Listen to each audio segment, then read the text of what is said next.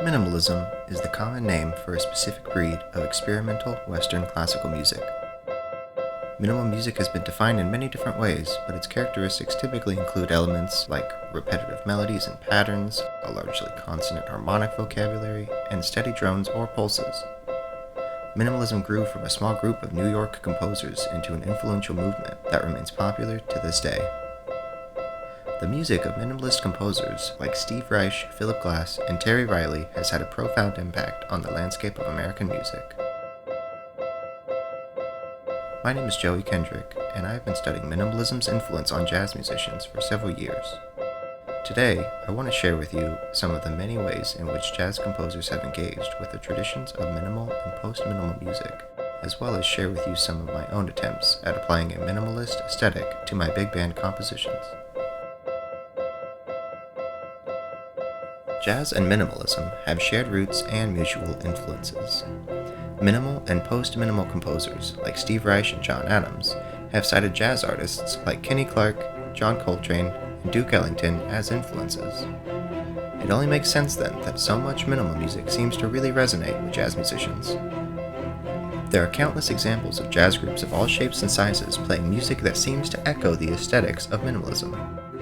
There are notably fewer examples, however, of jazz musicians and composers who openly cite minimalism as an influence.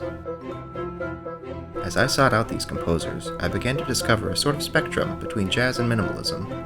On one end of the spectrum are composers who sprinkle in a few elements of minimal techniques, but the music itself, the instrumentation, the forms, the feel, is unmistakably jazz. The other end of the spectrum is basically the reverse. Compositions that read more like a piece of contemporary classical music in terms of aesthetic, instrumentation, etc., but retain just a few elements of jazz. Before I share these pieces, I want to go ahead and say, yes, obviously it's reductive in a lot of ways to place these diverse composers on a grid like this. There's a whole lot more to these artists than I'll be able to talk about, but I hope this gives some insight into the different ways composers have been able to engage with both jazz and minimalism.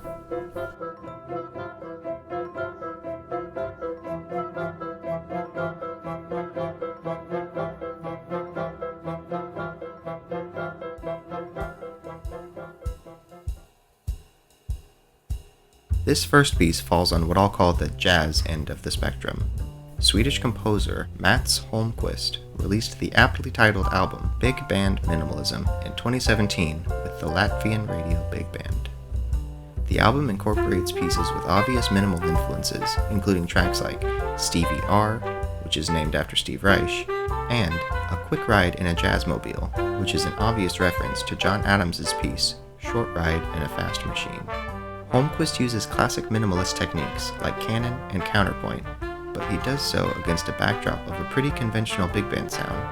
Most of the pieces have a swing feel, and they heavily feature their soloists like Randy Brecker and Dick Oates.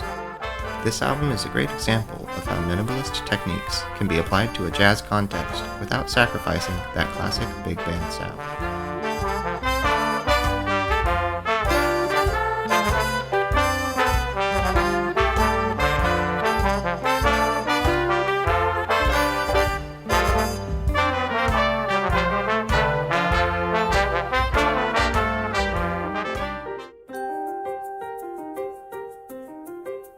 On the other end of the spectrum, I'd put someone like Joseph C Phillips Jr., who refers to his own genre as mixed music.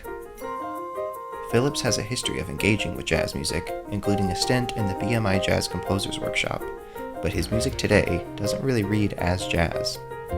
Rather than any sort of typical jazz composition, his 2009 piece Vipassana feels more like a large-scale, multi-movement work of minimalism, with interesting moments of improvisation scattered throughout. His 25-piece ensemble, Numinous, combines musicians from both jazz and classical backgrounds. All these characteristics add up to a piece that really feels more like a minimal work influenced by jazz than the other way around.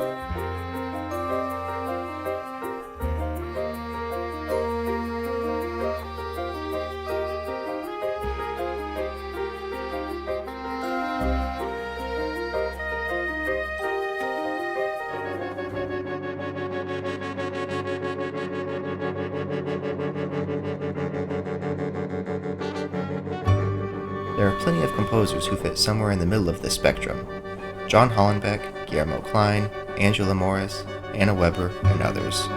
Darcy James Argue is just one great example of a composer who draws significantly from the tradition of big band music as well as from other genres, including minimalist composers like Steve Reich and Michael Gordon. In this example from his debut album, Argue uses repeated pulses orchestrated across the band to form a unique pared-down rhythmic framework. This texture continues to develop throughout the trombone solo, just one example of how Argue seamlessly fuses the aesthetics and functionality of minimalism within the context of his big band writing.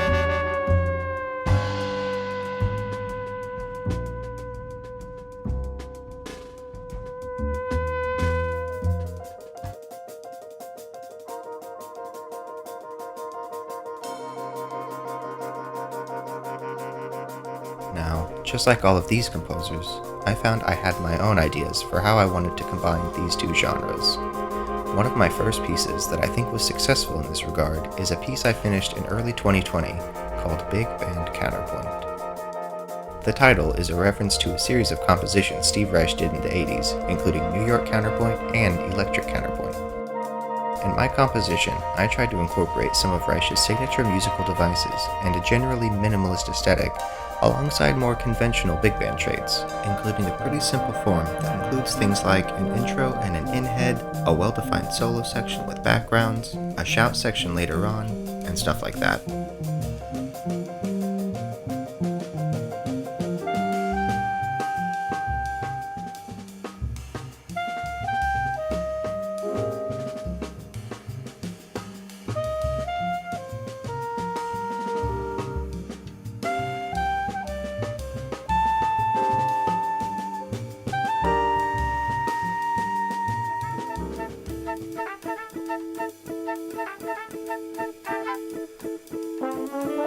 Pastoral Piece, which I finished in October 2020, is an extended exploration into another classic Steve Reich technique. The rhythmic backdrop of this piece is based on a repeated melodic figure which is presented in canon in various instruments. In one or both of the layers of the canon, notes in the pattern are systematically replaced with rests and vice versa, creating different levels of complexity in the resulting patterns.